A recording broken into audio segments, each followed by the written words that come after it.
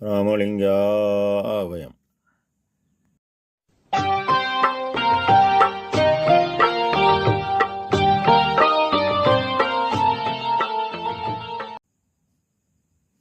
அருட்பெரும் ஜோதி அருட்பெரும் ஜோதி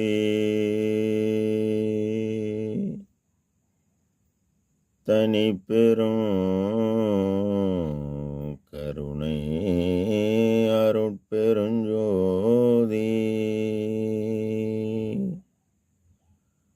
எல்லா உயிர்களும் இன்புற்று வாழ்க, வள்ளல் மலரடி வாழ்க வாழ்க. திருச்சிற்றம்பலம். அருட்பெருஞ்சுதி ஆண்டவரின் பரிபூர்ண அருளை பெற்ற அருட்பிரகாசம் பெருமானின் திருவடிகளை மனமொழிமையால் போற்றி பணிகின்றேன் தயவுடன். நாம் செய்த செயலின் விளைவாக இன்ப துன்ப அனுபவங்கள் யாவும் வந்து கொண்டே உள்ளது. அவ்வாறு வருகின்ற துன்பம் யாவும் பொறுத்து எல்லா உயிரும் இன்பமாக வாழ எண்ணி நாம் செயல்பட்டாலே நமக்கு ஆன்ம லாபம் கூடும். இன்றுடன் போர் 41 நாட்களாக நடைபெற்று வருகிறது. இதில் எண்ணற்ற உயிர்கள் இறந்து மடிகின்றன. எல்லாமல்ல அருட்பெருஞ்சோதி அற்புத கடவுளே தனிப்பெரும் கருணையினால் எல்லா உயிர்களையும் காப்பாற்றி இன்புறம் செய்ய விண்ணப்பம் செய்கின்றோம். அருட்பெருஞ்சோதி அருட்பெருஞ்சோதி தனிப்பெரும் கருணை அருட்பெருஞ்சோதி. திருச்சிற்றம்பலம். நம் பெருமான் திருவருட்பேறு என்ற தலைப்பில் 6வது பாடலில் நான் படுத்த பாயையில் நன்னியனை தூக்கி ஊன் படுத்த தேகம் ஒளிவிளங்க தான் பதித்த மேலிடத்தை வைத்தனை நான் வெம்மையெல்லாம் தீர்த்தேன் நின் காலிடத்தே வாழ்கின்றேன் கான் என்கின்றார். நம் ஐயா தன்னை இறைவன் வருவிக்க விட்டதாக பதிவு செய்கின்றார். தங்களுக்கெல்லாம் தெரிந்த பாடல்தான் அகத்தே கருத்து புறத்தே விழித்திருந்த என்ற பாடல். மேலும் வாலிப பருவம் தோன்றுவதற்கு முன்னரே எல்லா உயிர்களுக்கும் இன்பம் தருவதற்கு அகத்தும் புறத்தும் விளங்குகின்ற அருட்பெருஞ்சோதி உண்மை கடவுள் ஒருவரே உள்ளார் என்று அறிகின்ற மெய்யறிவை விளக்குவித்த அருளினீர் என சத்திய விண்ணப்பத்தில் பதிவு செய்கின்றார்.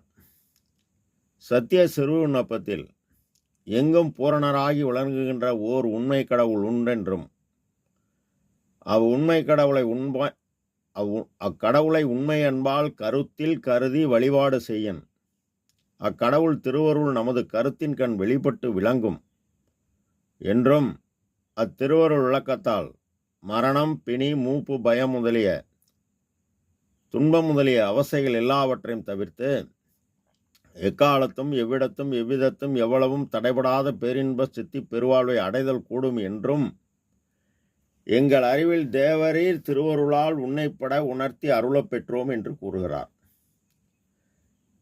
இறைவன் படைப்புக்குரிய நீதியாகவும் இயற்கை உண்மையாகவும் இயற்கை சுத்த சன்மார்க்க பெருநெறி வழங்கியும் சுத்த சன்மார்க்க கட்டுப்பாடு ஒழுக்கம் கொள்கை அருளியும் உலகியலிலும் சரி அருளியலிலும் சரி பயணம் மேற்கொள்ள எல்லா உயிரும் இன்பமடைதல் பொருட்டு ஏற்படுத்தப்பட்ட படைப்புக்குரிய சட்டம் அண்ட சராசரங்களை இயக்குபவர் இயற்கை உண்மை கடவுள். இவர் பேரொளி பேரறிவு சத்து. அவர் அருட்பெருஞ்சோதி ஆண்டவர். அவரே அறிவே பேரறிவு வடிவானவர். அவர் இயற்கை உண்மை என்கின்ற சத்திய திருவுருவினராய் அருளே வடிவாக உள்ளார். இவர் எறும்பு முதல் யானை ஈராய எல்லா உயிர்களிடத்தும் இறைவன் ஆன்ம உள் ஒளியாய் நின்றைந்துள்ளார். அவர் சிகரமாகிய பேரொளி பேரறிவு ஆன்மா என்பது அவரால் உருவாக்கப்பட்ட சிறிய ஒளி சிற்றறிவு. பிறந்ததின் நோக்கம் பேரின்ப வாழ்வு பெறணும். இந்த மரணமிலா பெருவாளை எவ்வாறு அடையலாம் என அந்நிலையை அடைந்தவர் சிதம்பர ராமலிங்க அருட்பிரகாச வள்ளல் பெருமான் ஒருவரே. அதனை விளக்குவதுதான் இப்பாமாலை. நான் படுத்த பாயறையில் நன்னி. நான் என்பது ஆன்மா, படுத்த பாய் என்பது இந்த உடம்பு. அகமாகிய ஆன்மா இந்த இடம் உடலாலயத்தில், பிண்டமாகிய உடம்பில், அண்டமாகிய தலையில் ஞான சபையை நன்னி நெருங்கியது. ஞான சபை உள் ஆன்ம ஒளி, ஒளிக்குள் ஒளியாக இறைவன் உள்ளார். இந்த ஆன்ம ஒளி பிரகாசமடைய பேருபதத்தில் கருணை முதற் சாதனம் என்கின்றார். அவ்வாறு கருணை செய்து செய்து ஆன்மா பிரகாசமடைந்தால் தயவினால் தயாவண்ணம் ஆகும்போது தன்னுள் தன் தலைவனாகிய இயற்கை உண்மை கடவுளை இயற்கை விளக்கம் செய்ய அதாவது ஜீவகாருண்யம் செய்ய இயற்கை இன்பமாகிய பேரின்பம் அடைகிறது.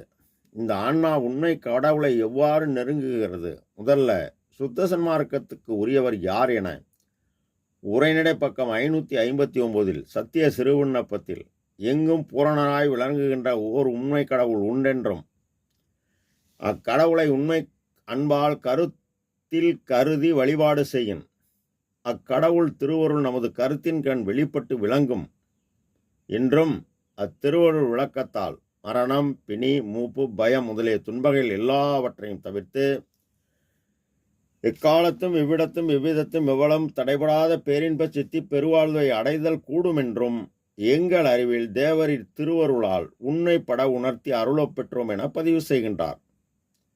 மேற்படி கூறியவற்றை ஆண்டவர் தெரிவித்ததாக உரைநடை பக்கம் 411 குறிப்பிடுகிறார். இது சுத்த சன்மார்க்க கொள்கை. இதை மட்டும் தான் கொண்டு ஆண்டவர் ஒருவரே என்கின்ற நிலைப்பாட்டுக்கு வந்து அவர் கூறியபடி செயல்பட வேண்டும். உரைநடை பக்கம் 411 சுத்த சன்மார்க்கத்துக்கு முக்கிய தடைகள் சமயம், மதம் முதலிய மார்க்கங்களையும் முற்றும் பற்றற கைவிட்டவர்களும், காமம், குரோதம் முதலியவைகள் நேரிட்ட காலத்தில் ஞான அறிவால் தடுத்துக் கொள்பவரும், கொலைபுலை தவிர்த்தவர்களும் சுத்த சன்மார்க்கத்துக்கு உரியவர் ஆவார்கள்.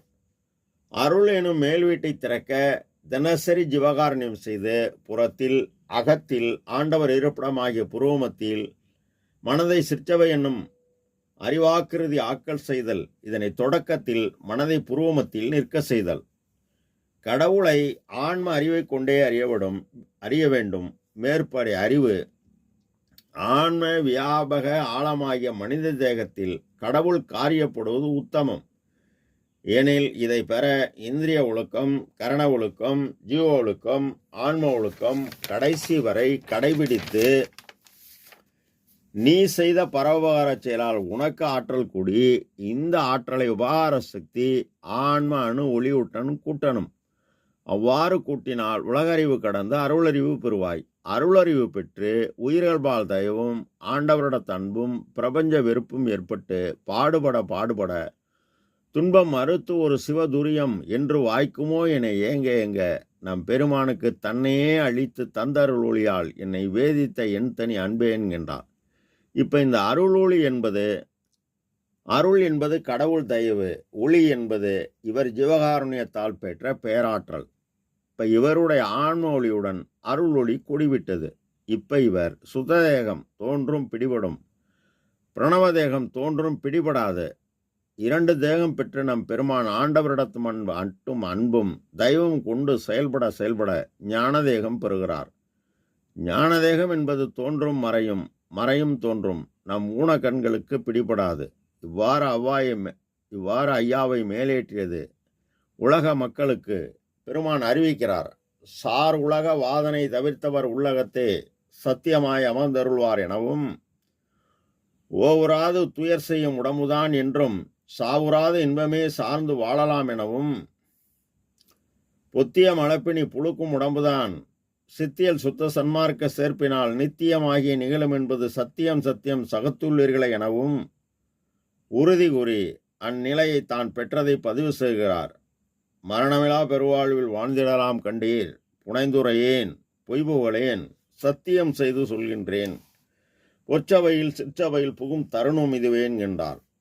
தான் பதித்த மேலிடத்தே வைத்தனை, அதாவது பெருவெளி பெரும் சுகவெளியில் நம் பெருமான் கருணை முதற் சாதனமாக கொண்டு செயல்பட்டதால் என்னை ஏறா நிலைமிசை ஏற்றியது தயவு என கூறியவர், அண்ட கோடி காணும் கண்கள் எய்தியே அறிந்தேன் அவற்றின் உள்ள செய்திலேயாவும் பிண்ட கோடி முழுவதும் காணப்பெற்று பேசி பேசி வியக்கின்றேன் நின் பெருமை தன்மையே என்பார்.